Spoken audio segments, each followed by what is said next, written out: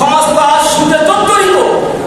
ইমাম সাহেব, খতিব সাহেব সুদের বিরুদ্ধে কথা বলে, ধারাবাহিকতা যখন কয়েক জমা চলে, ওই সুদদের দিলে এমন করে বুলেটের মতো আঘাত লাগে, তার মসজিদ ছাড়া হয়ে অন্য মসজিদে চলে যায়। যখন মাদকের বিরুদ্ধে কথা বলেন, ধারাবাহিকতা কয়েক জমা যখন মাদকের বিরুদ্ধে কথা হয়, এই মাদক সেবীরা যখন চিন্তা করে বারবার হুজুর খালি মাদকের বিরুদ্ধে কথা বলে, এই মসজিদ ছাড়া আরেক মসজিদে চলে যায়।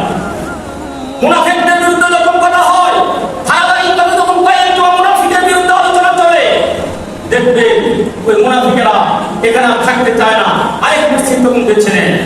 এরপরে দেখবে যে সমস্ত জীবনকারী, শেখায়তকারী, জুলুমকারী, তাদের বিরুদ্ধে যখন কথাগুলো কোরআন হাদিস থেকে রেফারেন্স দিয়ে দিয়ে বলা হয়, তাদের দিলের মধ্যে বুলেটের মধ্যে আঘাত লাগার কারণে মসজিদ থেকে চলে যায়। তাদের মত না হওয়ার কারণে এইবার সূক্ষ্ম, ঘুষখোর, মদখোর, মাদকখোর যত খবর আছে, এরকম বদমাইশ, লম্পট, চরিত্রহীন, এদের বিরুদ্ধে যখন কথা হয়, তারা এক জায়গায় হয়ে এবার বলে ওই ইমাম চলবে না, ওই খতিব চলবে না। কেন চলবে না? ওনার আলোচনায় ভালো না। আচ্ছা, এখন বলে তোরা কি আলোচনা শুনছে?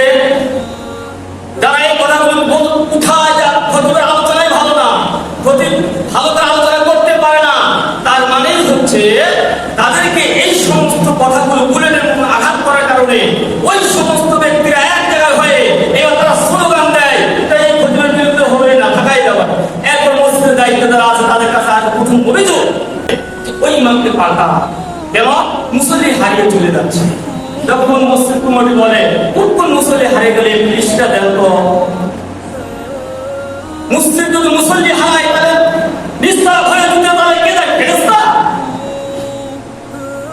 যারা ওয়াসত সালাত আদায় করে তারা তো আছে, কোন কোন মুসল্লি গেলে একটু লিস্টটা দেন তো, তখন আর লিস্ট দিতে পারে না। এমন ইতিহাস অনেক মসজিদের আছে। এরপরে কমিটি যদি অসচেতন হয়, তখন দেখবেন এই কমিটি খুব ভালো করে কথাগুলো বুঝবেন। খতিবকে নিয়োগ দিলেন কাজের মাধ্যমে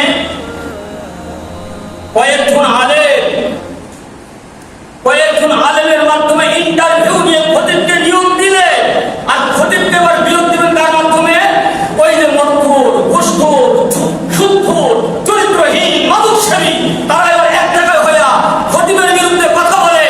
আর তখন কমিটি এত বিবেকহীন হয়ে যায় যে তাদের কথা গ্রহণ করে নিয়ে খতিবকে বাদ দেয়, আর খতিবকে নিয়োগ দেয় ওলামায়ে কেরামের ইন্টারভিউর মাধ্যমে।